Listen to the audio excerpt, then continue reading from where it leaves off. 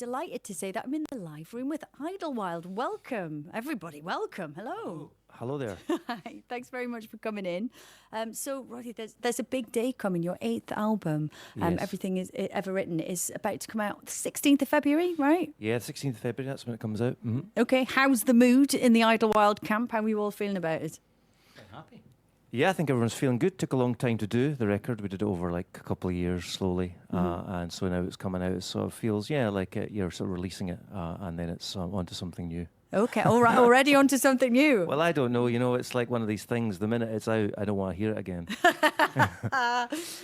So there is a new lineup for the band this time around. Can you tell us a little bit about that? Who's in the mix here? Sure. Well, obviously, Rod and I have been in the band for 20 years, since the beginning, with Colin, the drummer, who's not here. This seems inconceivable, Yeah. but sorry to interrupt. Yeah. Carry on. Yeah. And then we've got Lucci here on the piano, and Andrew on the bass, and Hannah on the fiddle, and these guys have been playing with us for about a year. Okay. So, yeah.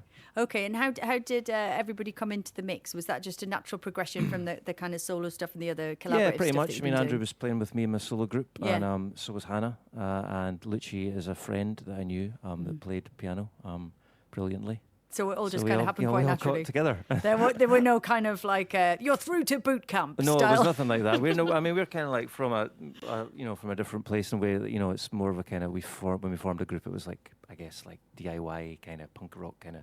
So I've never really been interested in like. I don't know what I'm trying to say here, but you know what I mean? It's never I know been exactly about, what you it's mean. more of a gang, it's really. always been collaborative and sort of experimental. It's and not that. about the sort of chops, you know what I mean? It's, Like, yes, even though exactly. there are some serious chops on show. Oh, there's Not from me, though. There are some chops in the room, seriously. So listen, we'll let you play something before we give you a bit of a grilling about the album. Okay. What are you going to play first, and what can you tell us about the song before we We're hear just it? going to play a song from the record called There's Nothing I Can Do About It. Okay. Yeah. Over to you, Idlewild on 6Music.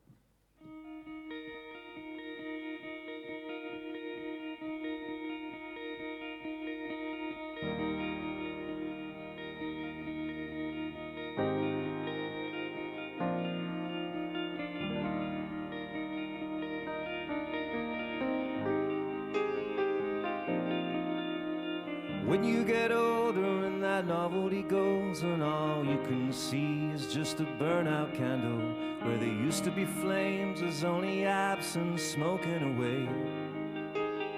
All that art was made to be made and not to be kept by no one, not even the one who made it. It's full of the things you said and forgotten that you could still say. Every time by time, I think I know what I'm talking about. There are a million suns, and not just the one you're sitting under. But there's nothing that I can do about it.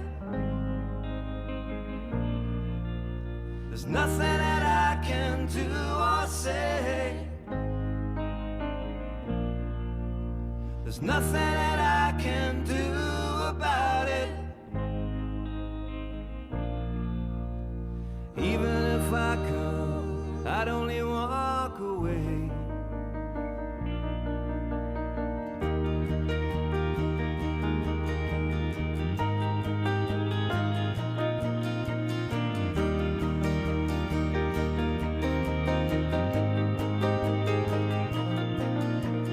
When you get older and that novelty goes of mixing up myths with the music that uses hope to keep within despair.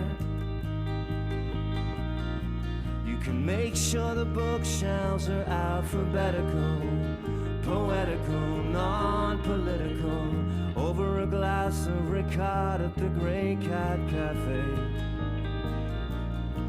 Every time by time, I think I know what I'm talking about.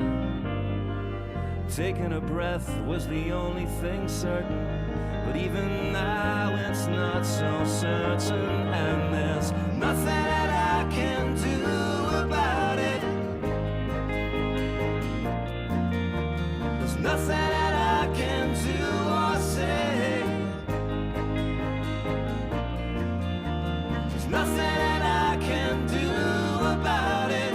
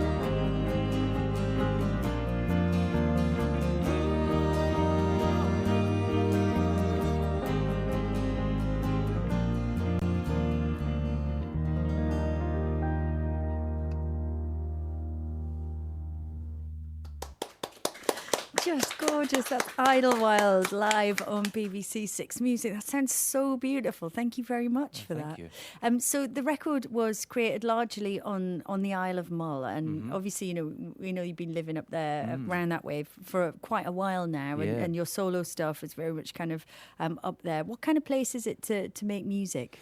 Oh, we work in as an art centre up there in the old schoolhouse. It's called Antober, and it's just a really good space. It's just a big wooden room overlooking Tobermory Bay. Nice, got a cafe next door. It's that kind of place, and we just kind of go up there and work on some stuff, and there's a little recording studio in the attic.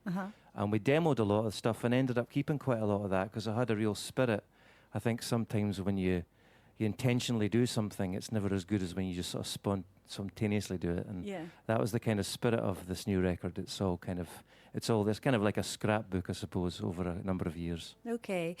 Does the kind of landscape influence the music that you make? Because there are a lot of studies about that, aren't there? That environment is kind of deterministic. And I'm just thinking about like the huge big skies up there, and it's a very beautiful place to work. Does that change the stuff that you produce? I think so. Yeah, I think not like we write songs about sort of glens and sea eagles and but it kind of, there's something about that big sky that you sort of want to fill it with a sound. I think it's there's lots of space. There's just like the empty sea and the empty sky, and you in between, and the thoughts that kind of drift out of that emptiness is, I guess, is what draws sort of creative people to I guess remote places. Absolutely.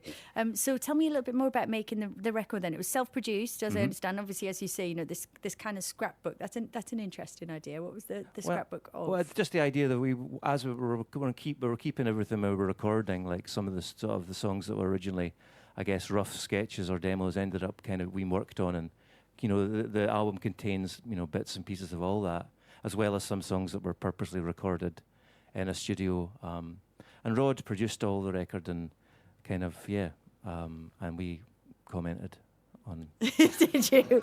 How was that, Rod? I'll bring you in at this point.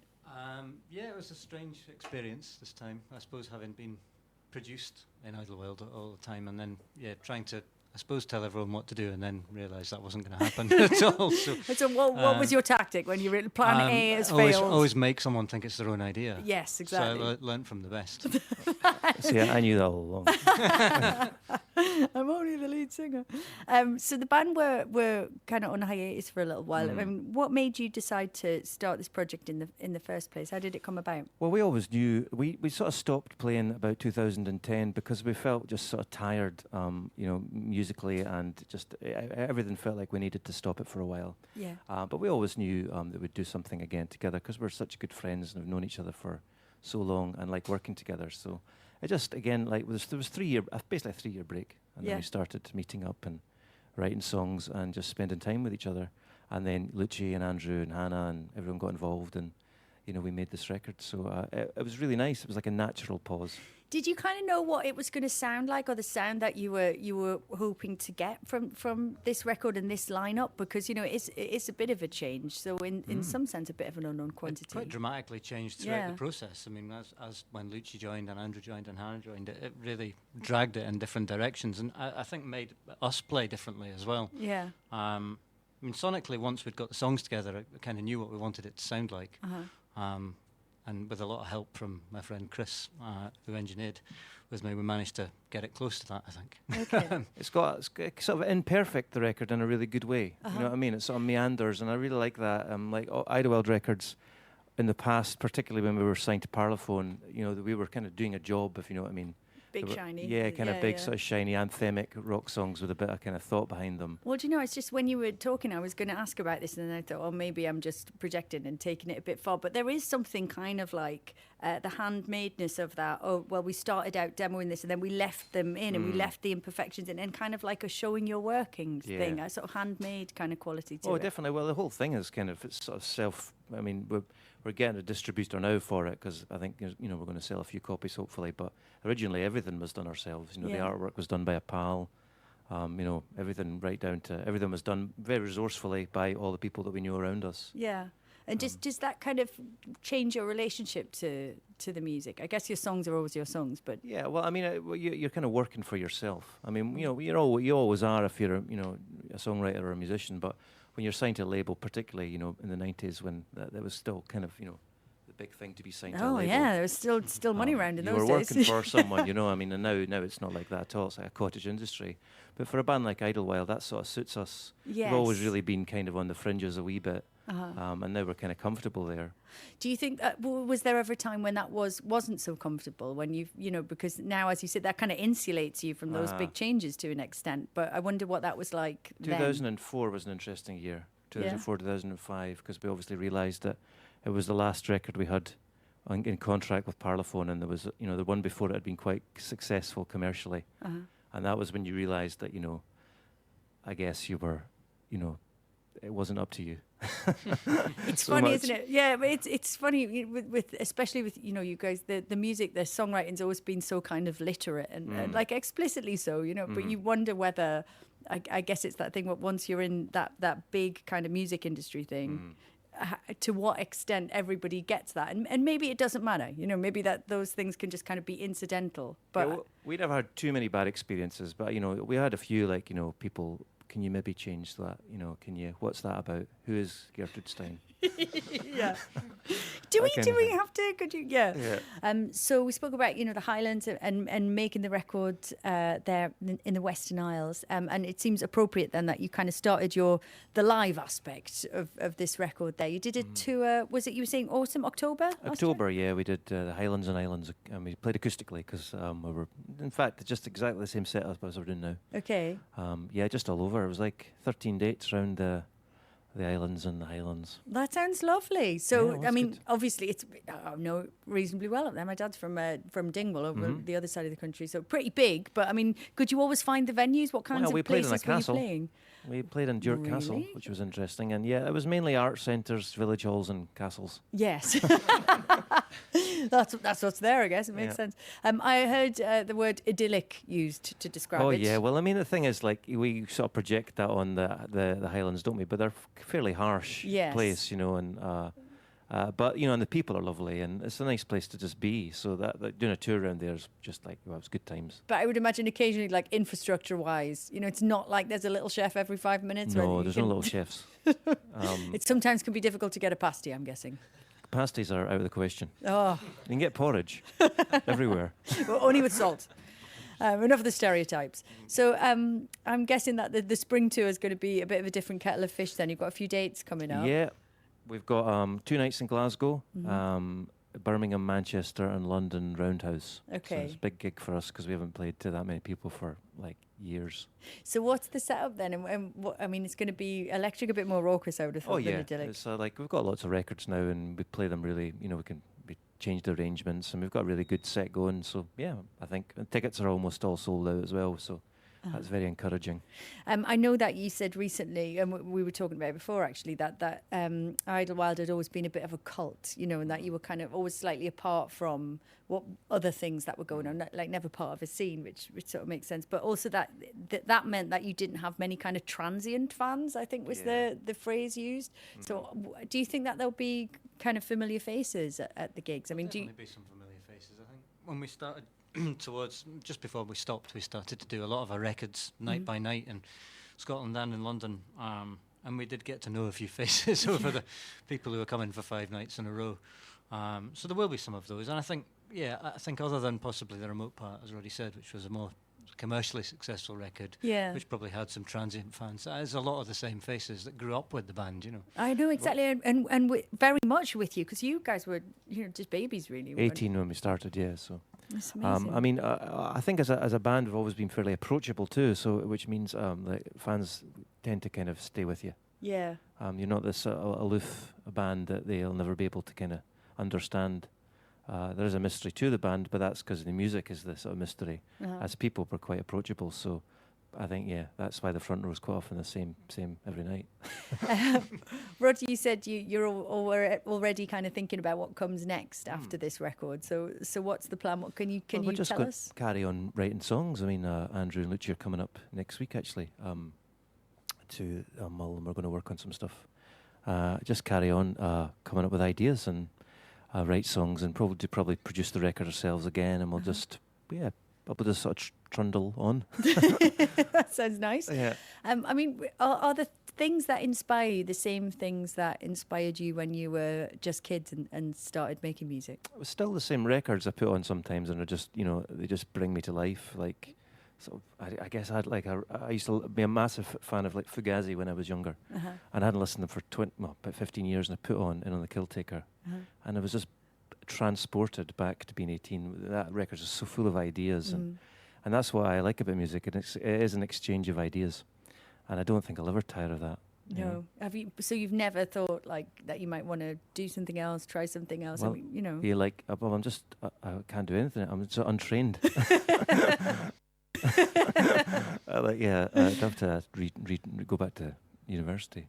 I'm not suggesting that you need to, because obviously this seems to be going pretty well. But it's interesting to kind of choose something. Well, we had Marika Hackman in yesterday, and she's a case in point because she's 22 now. But she'd last been in 2013, and she'd done a couple of EPs, and I was like, well, when's the record? And she was like, no. I'm always gonna look back at my debut album, and it's always gonna be a really important one. So I'm gonna wait. And she just waited for ages because she's so confident that she'll be doing it forever. Yeah, well, I didn't have that confidence. No. No, I mean, none of us did really. We were kind of, we learned as we went along. And when we started out, it was still being in music was still kind of as a career was, no one really expected us to do that. We didn't even. So the fact that everything's just happened quite naturally, I'm just kind of letting it happen, continue to do so. Yeah. So I think a career plan would have been a bad move. No, it would have been very difficult to plan for, also for the change in the landscape. I was just thinking it's so lucky that you are the kinds of people that you said you are just collaborative and kind of approachable, because actually that's turned out to be quite important. You didn't need to be that to be in a band that was successful in the 90s, but now you kind of do, I think. Yeah, you do. You need to be as resourceful as you can be. Yeah. And I think that's quite exciting. I think that obviously I've been in a band and I guess, associated with the music industry, what you want to call it, for 20 years. And I've seen that change happen, and I think it's a really good place where everyone is now, Yeah. For a band like us, we're lucky that we were signed to a label and we could go on tour and had money spent on us, so we got to a certain point. But even then, I think, bands nowadays starting off, I think it would be quite exciting to be a young band. Absolutely. Yeah. No, definitely. And it's exciting to be in any band that's making great music. Speaking of which, we'd love another song if you wouldn't mind. All right. We're going to do an old one. You Held the World in Your Arms. Oh, brilliant. This is Idlewild on 6.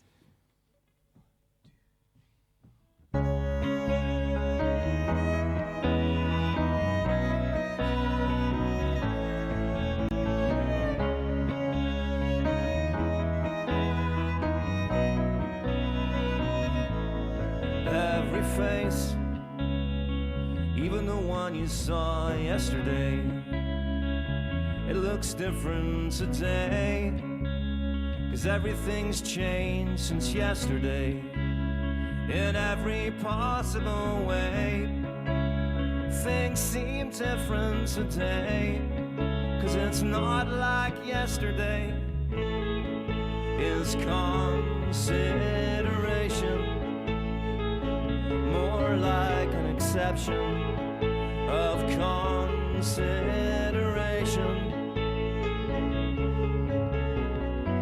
'Cause you have all the world in your arms tonight. And what if you have all the world in your arms? When you're secure, do you feel much safer? When days never change and it's 3 years later, it's like your life, it hasn't changed and it's 3 years late. How does it feel to be 3 years late and watching your youth drift away?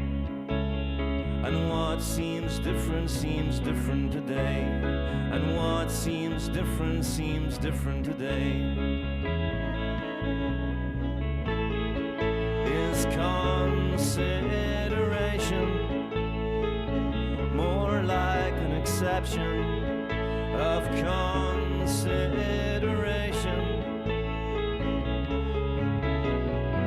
'Cause you have all the world in your arms tonight. And what if you have all the world in your arms? 'Cause you have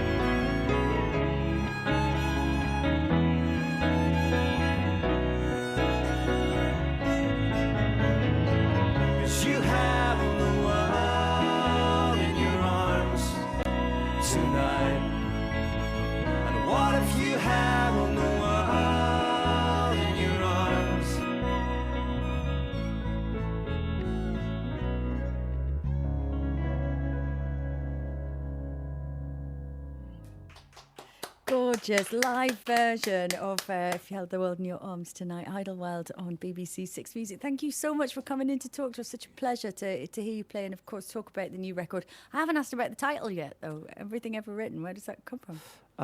No way, really. I mean, it was just kind of one thing we thought of towards the end that felt, quite vague.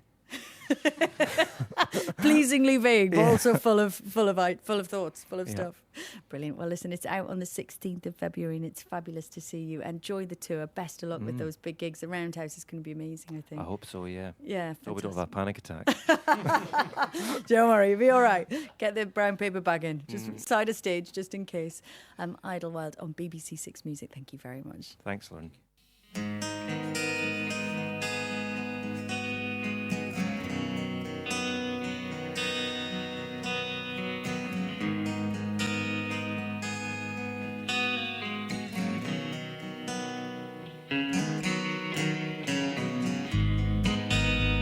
The rose ability.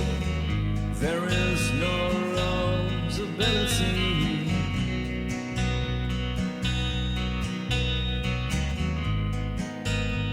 The rose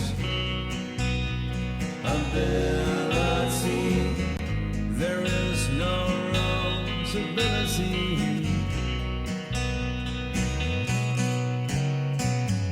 You've got off with too much now, you're getting off with too much now. Stop looking through scrapbooks and photograph albums, because I know they don't teach you what you don't already know. You've always been dissatisfied.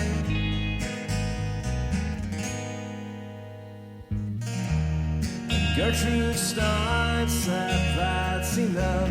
I know that that's not enough. Gertrude Stein said that's enough. I know that that's not enough. The rose ability. There is no rose ability.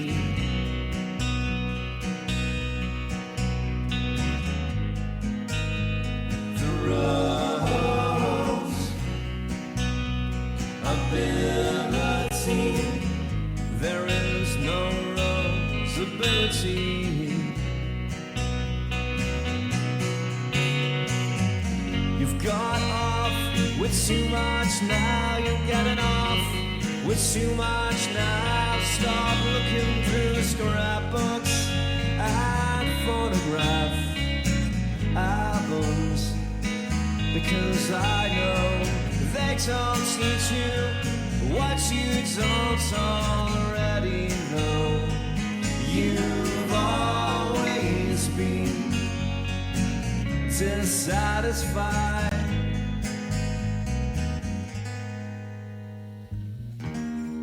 Gertrude Stein said that's enough. I know that that's not enough. And Gertrude Stein said that's enough. I know that that's not enough. And Gertrude Stein said that's enough. I know that that's not enough. And Gertrude Stein said that's enough.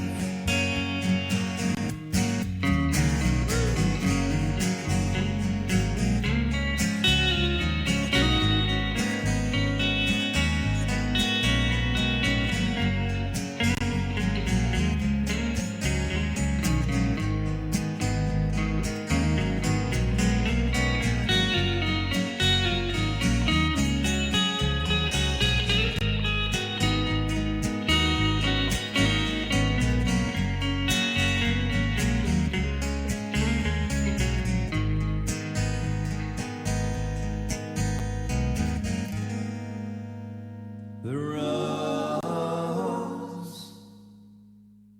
ability.